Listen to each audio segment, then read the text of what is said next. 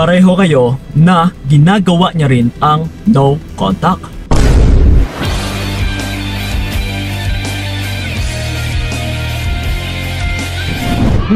Medyo mahirap to. Ibig sabihin ay silence versus silence. Okay, pareho kayo dito maglalaban. Na kung sino yung unang bibigay. Na kung sino yung unang magsasubmit. Na kung sino yung marupok ay siya ito yung magiging talo. Siya ito yung magiging tuta. Siya ito yung magiging sunod-sunuran. Oh no! Yes.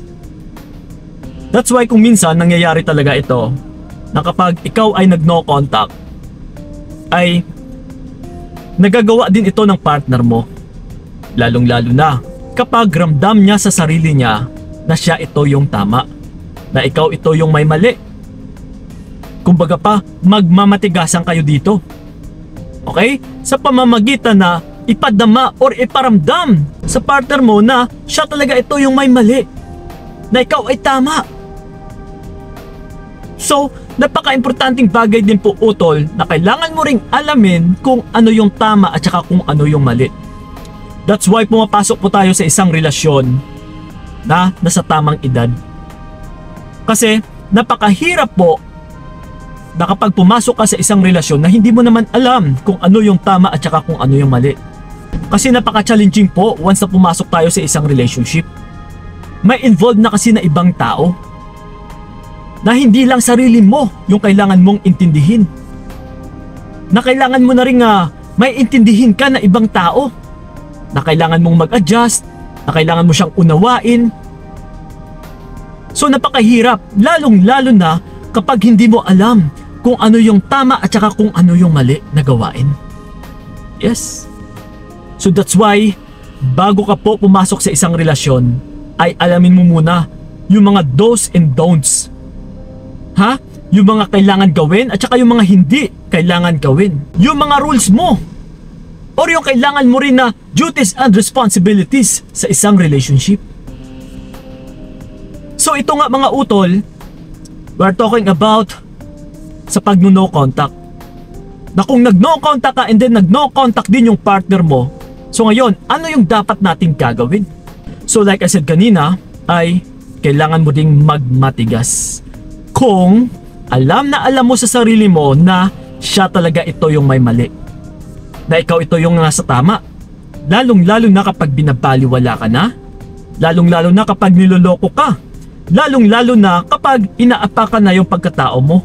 Lalong-lalo na kapag nawala siya ng ganong katagal and then bigla na lang susulpot or bigla na lang sisipot na, uy, babe, kamusta ka na dyan?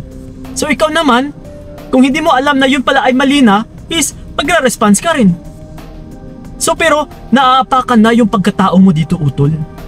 Na mababasa ka na ng partner mo na, uy, kahit gaganituhin lang pala yung babaeng ito is okay lang sa kanya. So tiyak, aasahan mo na gaganunin at saka gaganunin ka pa rin ng partner mo. So ngayon kapag ramdam mo na ikaw talaga ito yung tama at saka may mali siyang ginawa, nakabalastugan, or na walang kakwenta-kwenta sa relationship ninyo, na hindi niya nire-respeto yung relationship ninyo, is kailangan mo talagang magmatigas. Kasi ang gagawin ng partner mo utol ay magmamatigas din po yan.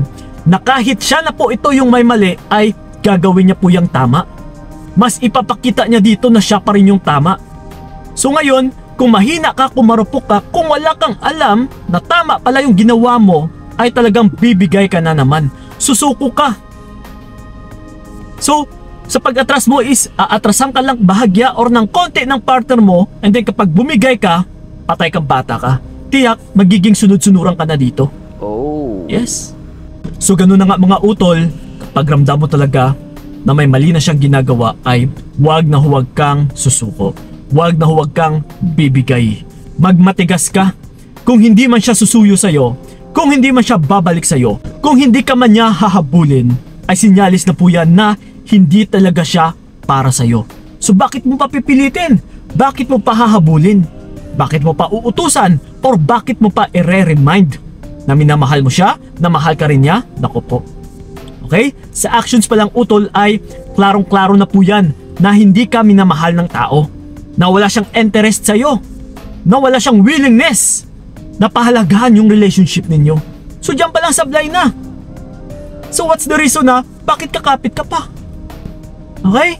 Kasi yung pambabaliwala niya rin sa'yo, yung pagiging silence niya ay yun din ang gusto niyang mangyari. Yung maging sunod-sunuran ka pa rin. Yung maging uto-uto ka pa rin. Yung magiging tuta ka pa rin. So gusto mo ba yun? Siyempre kung hindi utol, kailangan mo talaga magmatigas. Kasi kapag mababasa ka ng partner mo na mahina ka dito, tiyak, yan at yan yung gagawin niya sa'yo. Magno-no contact din siya. Okay? Sana'y naunawaan ninyo yung nasa video na ito. And then, sa mga gusto pala akong makausap one-on-one, PM nyo ako sa aking FB page ng Payong Kaibigan ni Kiko. Usap-usap tayo doon. And don't forget to subscribe and follow my YouTube channel at saka Facebook page. Maraming salamat. So ingat kayo. God bless and babush! Mas mabuti nang bitawan ka para wala nang pait. Hanggang dito na lamang kung nakayanan ko, nakawakan kung naranasan ko, bibitawan para malaman.